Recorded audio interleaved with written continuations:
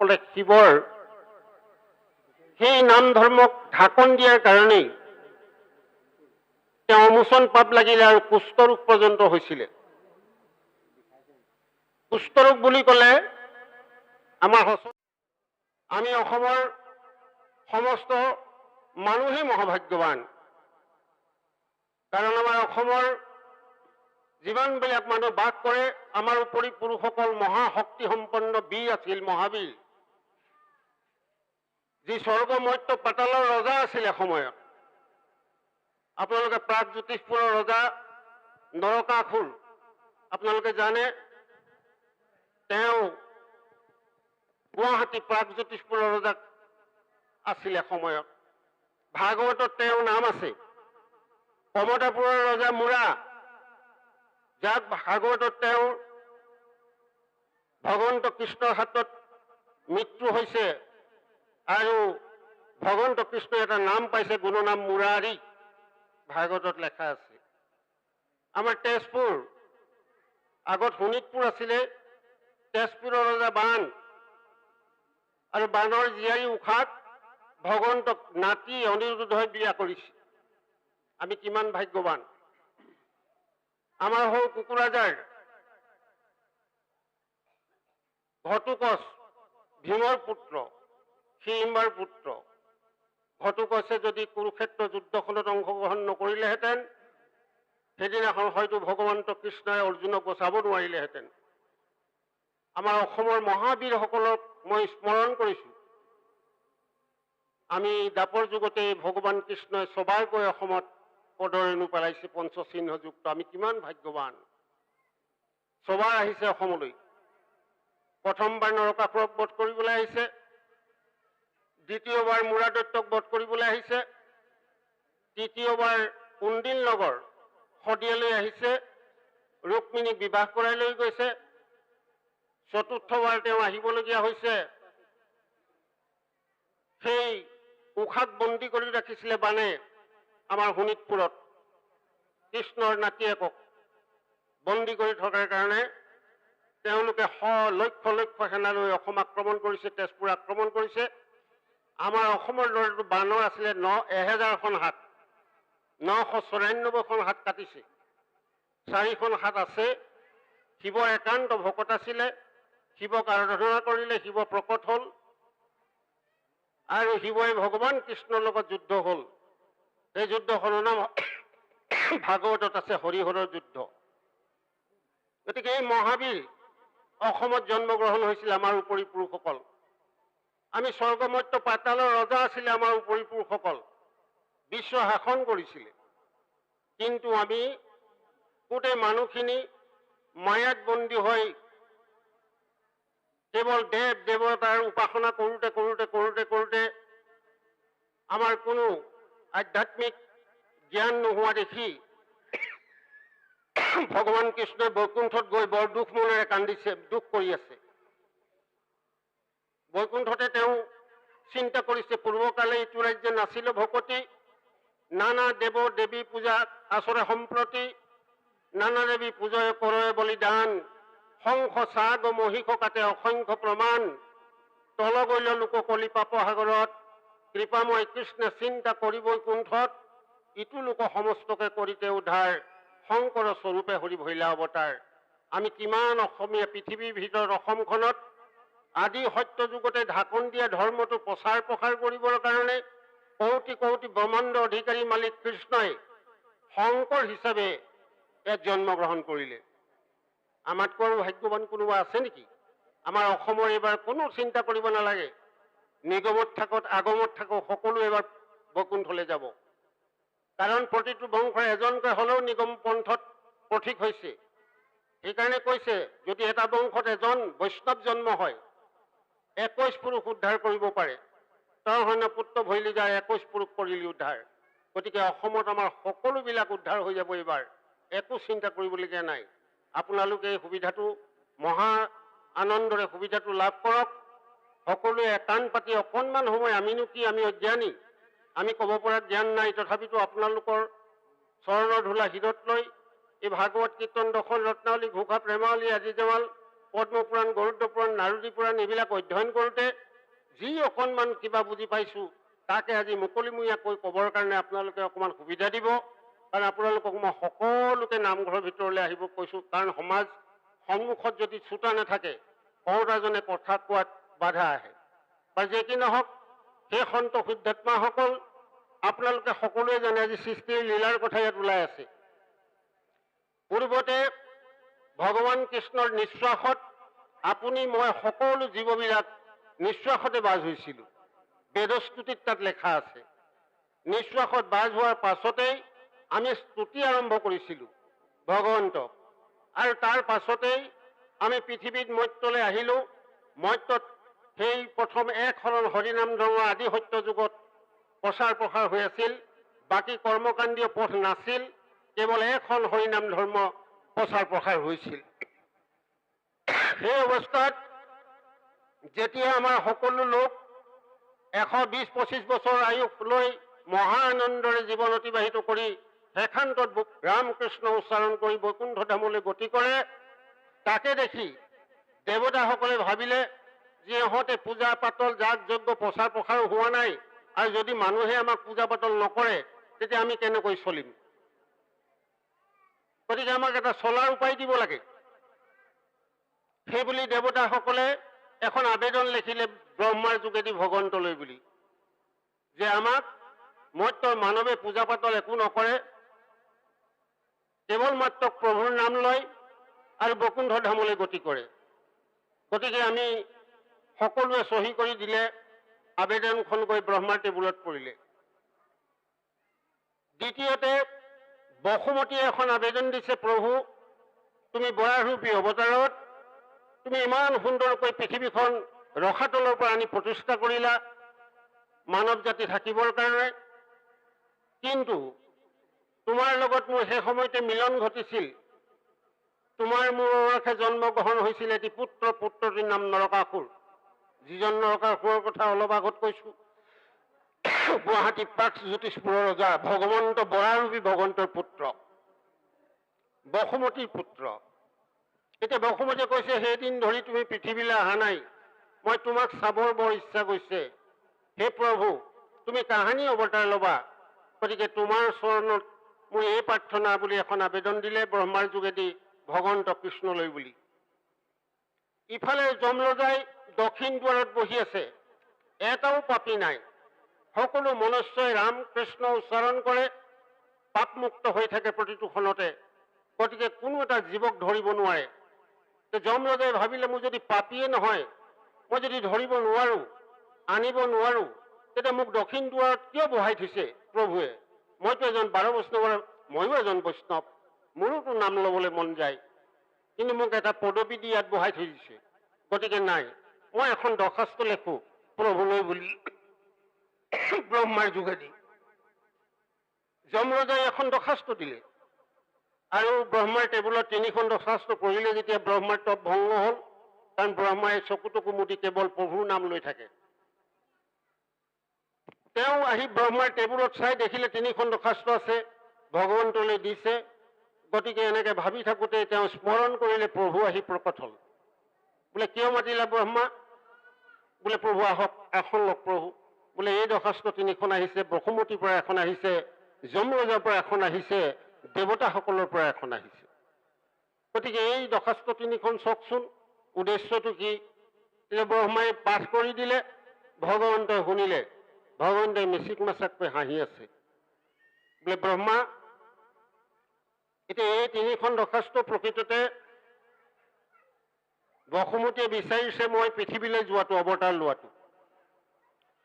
যমৰজাই বিচাৰিছে পাপী মনুষ্যসকলে পাপী সৃষ্টি কৰি দিব লাগে। এতিয়া পাপটো নহয়, মোৰ নাম লৈ থাকে ভকতে, গতিকে নামক ঢাকন দিব লাগিব, তেতিয়াহে দেৱতাসকলৰ মনোবাঞ্ছা পূৰ্ণ হ'ব। গতিকে এই কামটো কোনে কৰি দিব? তেতিয়া ব্ৰহ্মাই ভগৱন্তক কৈছে, প্ৰভু তোমাৰহে কথা, তুমি যে কোনো প্ৰকাৰে কিবা এটা ব্যৱস্থা কৰা। প্ৰভু ভগৱন্তই স্মৰণ কৰাৰ লগে লগে শিৱ আহি প্ৰকট হ'ল আজি তিনিজন দেৱতাৰ কথা ইয়াত অলপ আগত তাই গৈছে পাঠিকীসকলে, ব্ৰহ্মা, বিষ্ণু, ৰুদ্ৰ।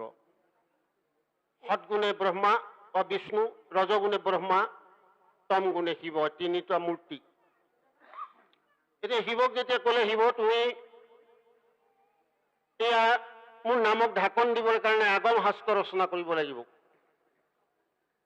শিৱই জাপ মাৰি উঠিলে, প্ৰভু মই এনেকুৱা ভুল কেতিয়াও নকৰো, নাম অপৰাধ লাগি যাব, অমোচন পাপ লাগিব মোৰ গাত। বোলে তুমি নকৰিলেতো কৰোতা নাই, তুমি এই কামটো কৰিব লাগিব। তেতিয়া কৈলাশপতি শিৱক ক'লে, তুমি ক'লা মই তাৰ পৰা পৰিত্ৰাণ পাবৰ কাৰণে মই তোমাক সহস্ৰ নাম দিম। মোৰ এই সহস্ৰ নাম তুমি জপ কৰি থাকিবা, তুমি অমোচন পাপৰ পৰা উপশম পাবা। কিন্তু শেষ হৈ নাযায়। আপোনালোকে সকলোৱে জানে, পুৰাণ পঢ়াসকলে, শিৱ পুৰাণ পঢ়াসকলে শিৱৰ সেই নাম ধৰ্মক ঢাকন দিয়াৰ কাৰণেই তেওঁ অমোচন পাপ লাগিলে আৰু কুষ্ঠৰোগ পৰ্যন্ত হৈছিলে। কুষ্ঠৰোগ বুলি ক'লে আমাৰ সচৰাচৰ এতিয়া চৰকাৰে বৰ গুৰুত্ব দিছে, আমাৰ সমাজৰ পৰা কুষ্ঠৰোগটো নাইকিয়া হৈছে। ছিগি ছিগি যায় ভৰি আঙুলি বিলাক, হাতৰ আঙুলি বিলাক মাংস টুকুৰা টুকুৰকে এৰি যায় আৰু খুব এটা চাহিজাতীয় বস্তু তাত বাস কৰে। সেইকাৰণে কৈলাশপতি শিৱই তেওঁ শ্মশানত বাস কৰিবলৈ ল'লে। শ্মশানত বাস কৰাৰ মূল কাৰণটো হৈছে, মানুহ জ্বলাই দিয়াৰ পাছত যিটো ছাই হয় তাত, সেই ছাইটো যদি ঘঁহি দিয়া যায়, সেই ছাহিবিলাক মৰি যায় আৰু ছাহিবিলাক মৰি গ'লে তেওঁ অলপ লাঘৱ হয়, ৰক্ষা পায়, পৰিত্ৰাণ পায়। সেইকাৰণে তাতে থাকিবলৈ ল'লে কৈলাশপতি শিৱই। কিন্তু কৈলাশপতি শিৱই ভগৱন্তক কৈছিলে, প্ৰভু মোৰ এইটো একেবাৰে অমোচন পাপটো শেষ নহবই নেকি? মইতো তোমাৰ সহস্ৰ নাম জপ কৰি থাকো। তেতিয়া ক'লে, তুমি এটা কাম কৰিবা, তুমি কৈলাশৰ পৰা একেবাৰে কৈলাশৰ শিখৰলৈ উঠি যোৱা, বৰফ আবৃত, তাত বৰ ঠাণ্ডা, বৰফৰ মাজত থাকিবা, তেতিয়া তোমাক এই ৰূপটোৱে ক্ৰিয়া কৰিব নোৱাৰিবা, তুমি একচিতে মোৰ নাম লৈ থাকিব পাৰিবা। আৰু সেই সদা শিৱ, মই কলিৰ শেষত, কলিত মই যেতিয়া তোমাৰ নাম লৈ অৱতাৰ ল'ম, মই তোমাৰ নামটো লৈ অৱতাৰ ল'ম, আৰু তেতিয়া এইটো পাপ, তোমাৰ অমোচন পাপটো মোচন হৈ গ'ল বুলি তুমি ধাৰণা কৰি ল'বা, ভাবি ল'বা, তোমাৰ আৰু পাপ নাই। এনেধৰণে ভগৱন্ত কৃষ্ণই বুদ্ধি দিলে, সেইমতেদি চলি আছে। সত্যযুগত দুটা ভাগত বিভক্ত কৰিলে। যিটো আদি প্ৰথম কাল আছিলে সেইটোক আদি সত্যযুগ বুলি কয়, পিছৰ চোৱা সত্যযুগ বুলিহে কয়। সেই সত্যযুগৰ ধৰ্ম ধ্যান, যিটো মাধৱ গুৰুৱে আমাক নামঘোষাত দিছে, সত্যযুগে ধ্যান, তাৰ পৰা ধ্যান আৰম্ভ হ'ল, মানুহবিলাক বিপথে পৰিচালিত হ'ল, দুই এটা পাপী সৃষ্টি হ'ল আৰু যমৰ মনোবাঞ্ছা পূৰ্ণ হ'ল। ভগৱন্তই কথা দিছিলে যে মই পৃথিৱীত, বসুমতীয়ে যেতিয়া মোক বিচাৰিছে, মই অৱতাৰ ল'ব লাগিব। তাতা যুগ আহিল, দ্বাপৰ যুগ, তাতা যুগত দশৰথৰ ঘৰত তেওঁ ৰামচন্দ্ৰ হিচাপে অৱতাৰ ল'লে। আৰু ৰামচন্দ্ৰ অৱতাৰ লৈয়ে আপোনালোকে সকলোৱে জানে, তাতা যুগত যজ্ঞ, যেতিয়া যজ্ঞ কৰিবলৈ ধৰিলে, দশৰথৰ পুতেকেও যজ্ঞ কৰিব, দশৰথে যজ্ঞ কৰিব, সেইটো যুগত তেওঁ, তেতিয়া সৰ্বসাধাৰণ মানুহবিলাকে সেইটোকে ধৰ্ম বুলি সকলোৱে যজ্ঞ কৰিবলৈ আৰম্ভ কৰিলে। নামক ঢাকন দিয়া হ'ল, নাম নোলোৱা হ'ল, যজ্ঞত লাগি গ'ল। তেতিয়াৰ পৰা মানুহবিলাকৰ পাপৰ পৰ্বতৰ আকাৰ হ'ল আৰু সকলোবিলাক পাপী হৈ উঠিল আৰু সকলোবিলাককে যমৰাজাই ধৰি শাস্তি দিবলৈ ধৰিলে। আহিল দ্বাপৰ যুগ। সেই ৰামচন্দ্ৰই আকৌ এইবাৰ পূৰ্ণ অৱতাৰ হিচাপে ভগৱন্ত কৃষ্ণই অৱতাৰ ল'লে। দ্বাপৰ যুগত পূজা আৰম্ভ হ'ল, যে ভগৱান কৃষ্ণইও পূজা কৰি দেখুৱালে, যজ্ঞও কৰে, পূজাও কৰে। তেতিয়া সৰ্বসাধাৰণ মানুহবিলাকে, আমাৰ উপৰি পুৰুষবিলাকে পূজা পাতল কৰিবলৈ ধৰিলে। তেতিয়াও পাপী সৃষ্টি হ'ল। জীৱই মুক্তি নাপায়, মনুষ্যসকলে যজ্ঞ কৰিলেও মুক্তি নাপায়, পূজা পাতল কৰিলেও মুক্তি নাপায়, পাপী বহুত সৃষ্টি হৈ গ'ল।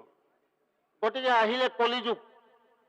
এই কলিযুগটো ইমানেই ভাগ্যৱান, আপুনি মই ইয়াত থকা সকলো, কাৰণ আপোনালোকৰ সবাৰো ইয়াতে ঈশ্বৰ আছে বুলি আমি গম পালো। আৰু আমি ভাগ্যৱানসকলক কৃপা কৰিবৰ কাৰণে ভগৱান কৃষ্ণই গুৰু হিচাপে অৱতাৰ ল'লে অসম ভূমিত।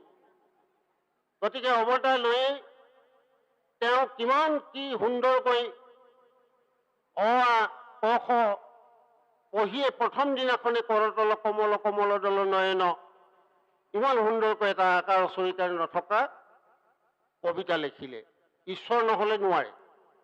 তেওঁ যে কৃষ্ণই শংকৰ মহেন্দ্ৰ কণ্ডলীক যেতিয়া পাঠশালাত সৰ্পই ফণা ফালি তেওঁক ৰ'দৰ পৰা বচাবৰ কাৰণে চেষ্টা কৰিছে শংকৰদেৱক, তেতিয়া সেইদিনা শংকৰৰ আগত দেৱ উপাধি দিলে, শংকৰদেৱ মহেন্দ্ৰ কণ্ডলীয়ে। মই এই কথাটো এইটো কাৰণে কৈছো যে কৃষ্ণই যে শংকৰ আমাৰ গুৰু, পৰম গুৰু শংকৰ, জগত গুৰু।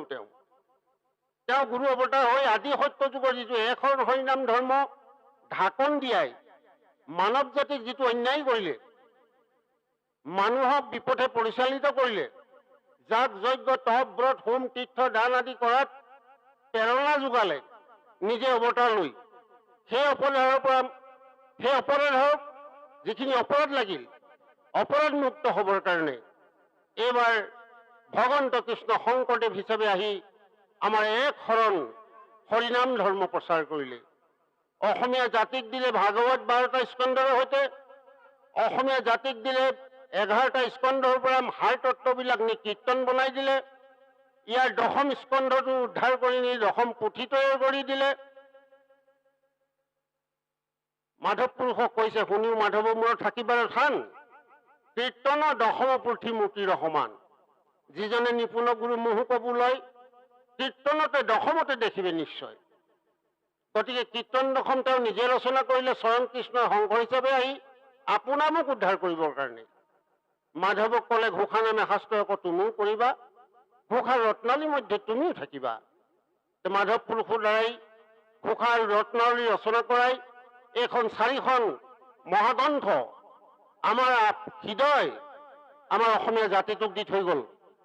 আমাৰ প্ৰতি ঘৰে ঘৰে কীৰ্তন আছে, প্ৰতি ঘৰে ঘৰে ঘোষা আছে, দশম আছে, ৰত্নাৱলী আছে। গতিকে আপোনাৰ সমান আমাৰ সমান চহকী কোনো নাই। আমাৰ ল'ৰা ছোৱালীয়ে ৰাতিপুৱাই কিমতে বকতি মই দুৰাচাৰ গাব জানে। আমাৰ প্ৰতি ঘৰে ঘৰে বন্তি প্ৰজ্বলন হয়, প্ৰাৰ্থনা ভাগ হয়। অসমৰ সমস্ত লোকেই আজি একশৰণীয়াই কওক, আগমৰে কওক, নিগমৰে কওক, আমাৰ দুই পন্থৰ লোকসকলে ৰাতিপুৱা হোৱাৰ লগে লগেই আমি ভগৱান কৃষ্ণৰ চৰণ লক্ষ্য কৰি প্ৰাৰ্থনা গাওঁ। ল'ৰা ছোৱালীবিলাকেও মাকে হওক বাপেকে হওক। গতিকে আমাৰ সমান ভাগ্যৱান কোনো নাই। গতিকে আমি অকণো চিন্তা কৰিব নালাগে।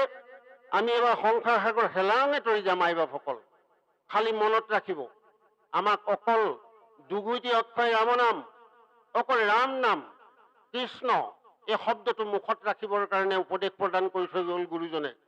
বাকী চব বাদ দিয়া, তোমালোকে ৰাম কৃষ্ণ উচ্চাৰণ কৰা আৰু তোমালোকে হেলাৰঙে দিনবিলাক অতিবাহিত কৰা আৰু সংসাৰ সাগৰখন হেলাৰঙে পাৰ হৈ যাব পাৰিবা। ইমান সুন্দৰ সুবিধা দিলে আমাৰ গুৰুজনাই। গতিকে গুৰুজনক আমি ঋণ খুজিব পৰা শক্তি আমাৰ নাই। আমি কোটি কোটি ব্ৰহ্মাণ্ড অধিকাৰী মালিকক আমি চিনাকি কৰি দিলে গুণমালা পুথিত তেওঁক বহুৱাই